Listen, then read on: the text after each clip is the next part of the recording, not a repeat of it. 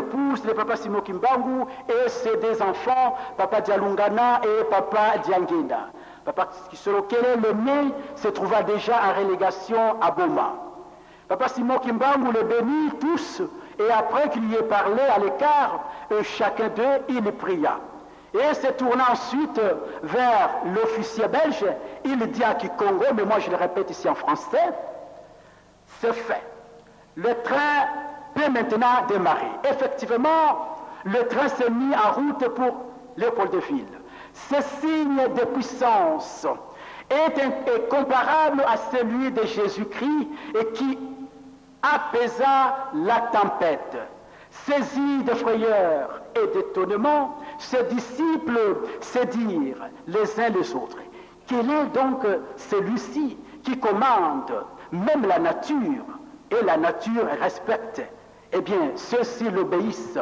De même, Papa Simon Kimbangu a commandé aussi la nature, commandé le train. Le train s'est arrêté et le train a obéi à Papa Simon Kimbangu.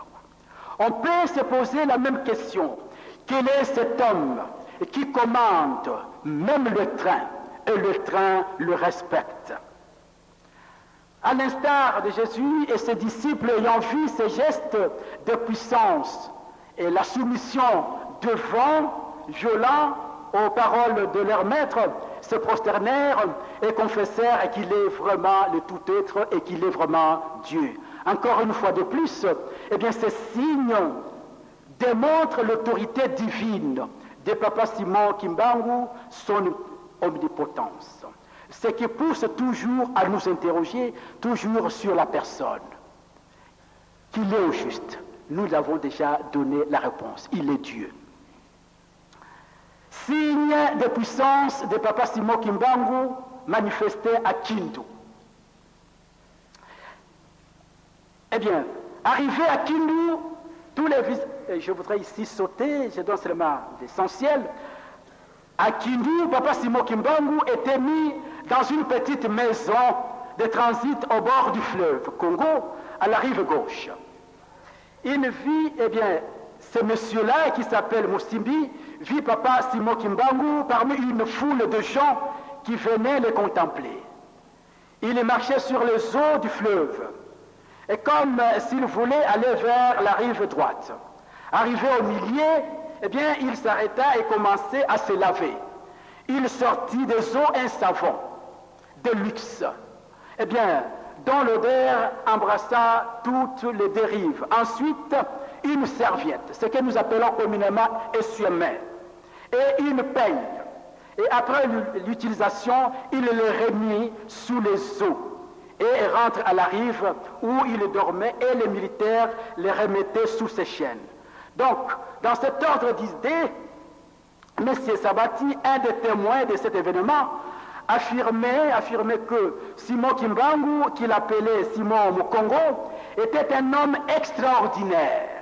Extraordinaire, pendant qu'il était en transit à Kindu, détenu dans une maison, eh bien, près du fleuve, sur la rive gauche, on le voyait prêcher dans la cité de la commune de Mikalenge, tantôt à la rive droite, tantôt à la rive gauche.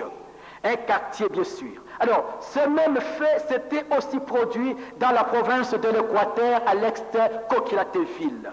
Pendant qu'il se trouvait en prison à Lubumbashi, eh bien, Papa Simon Kimbangu est apparu 5 endroits, notamment à Mbandaka, à Boende, à Ekafela, à Bofala, à Befale, en train juste de prêcher. Et d'un coup, on vient l'arrêter dans les 5 endroits, et pour on est retrouvé enfin qu'un seul Kimbangu qui est en prison à Lubumbashi. Ce sont là des signes de puissance, de grandes envergures, et qui confirment encore, une fois de plus, l'omniprésence de Papa Simon Kimbangu. Et pour finir, justement, avant d'aborder la conclusion générale, nous avons fait justement la course à la montre. Ok. Alors, nous vous laissons passer. Ça, c'est un récit que tout le monde connaît déjà. Nous sommes justement à la fin. Avant sa mort à Lubumbashi. Je vais lire ça rapidement. Eh bien, le jeudi 11 octobre 1951, à 5 heures du matin, la sœur Edosi, accompagnée d'un autre prêtre, vint trouver Papa Simon Kimbangu.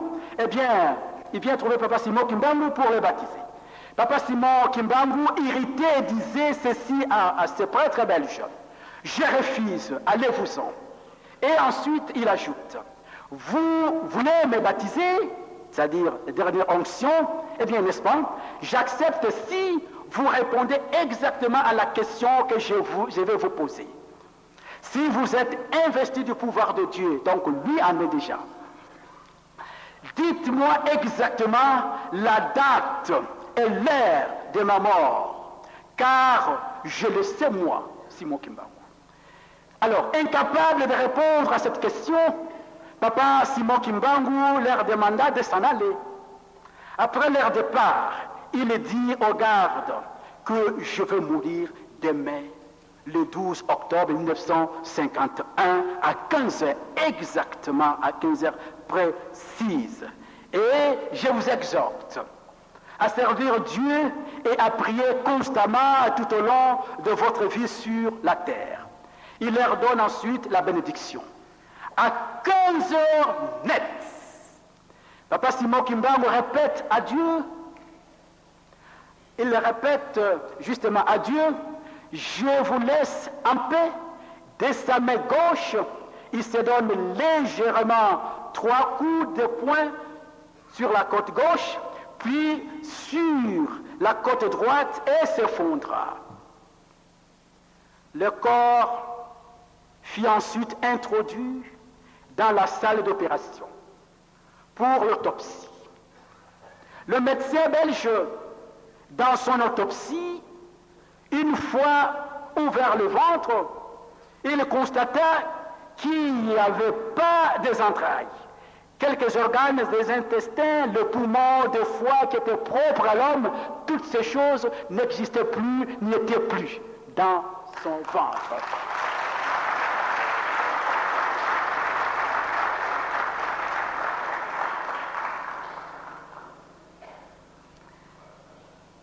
Alors, je disais, et tout cela n'était plus dans son ventre. Et tous les blancs se précipitèrent pour voir ces signes. Je répète le mot signe. Poye betazali nzambe. Ces signes, je répète, et tous les blancs se précipitèrent pour voir ces signes de puissance dans la salle d'opération. L'exhumation de la dépouille mortelle de Papa Simon Kimbangu s'est effectuée le 25 mars 1960 après une durée de 9 ans. Chose étonnante, en ce jour-là, le corps de Papa Simon Kimbangu s'est retrouvé intact. Intact sans subir la décomposition. L'œil gauche fermé et l'œil droit ouvert. Un blanc qui était présent ce jour-là prit la boue de cet endroit et confessa: cet homme est réellement Dieu. Merci professeur, merci. Je crois que c'est fini, ça fait 1 heure. Nous avons la conclusion générale. Nous avons présenté le message ou le discours. Conclusion, je vous donne 30 secondes. Merci 30 beaucoup. secondes. Très rapidement, je vous fais la conclusion. Nous avons présenté le message ou le discours théologique de Papa Simon Kimbangu en deux temps. Le message prêché, c'est-à-dire ses prédications, le message inspiré, ses prophéties.